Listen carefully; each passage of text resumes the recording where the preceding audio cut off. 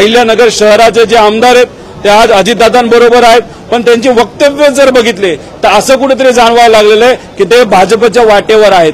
कारण तुम्ही जर बघितलं तर अनेक असे मतदारसंघ आहेत की ज्या ठिकाणी भाजपचा आमदार आहे, अजितदादा प्रवेश करून घेत आहेत, जिथे एकनाथ शिंदे साहेबांचा आमदार आहे तिथे भाजप प्रवेश करून घेत आहेत। मग कुठेतरी एक रस्सीखेच सुरू आहे।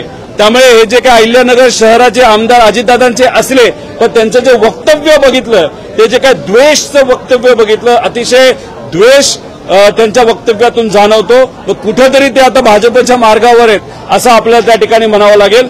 आता अजितदादा त्या बाबतीत काय निर्णय घेतात, कसे कान टोचतात, कारण अजितदादा नेहमी त्यांचा पक्ष पुरोगामी विचाराचा पक्ष आहे असं सांगतात। आता तुमचेच आमदार जर तिथं प्रतिगामी विचार मांडत असतील, द्वेषाचं राजकारण करत असतील, तर तुम्ही त्या बाबतीत काय निर्णय घेतात हा अख्खा महाराष्ट्र आज तिथं वाट बघत आहे तुमच्या निर्णयाच्या बाबतीत। पण हे जे काही वक्तव्य विविध नेते आणि आमदार, सत्तेतले आमदार आणि नेते करत आहेत त्याचा खऱ्या अर्थाने निषेध आम्ही सर्वजण करतो।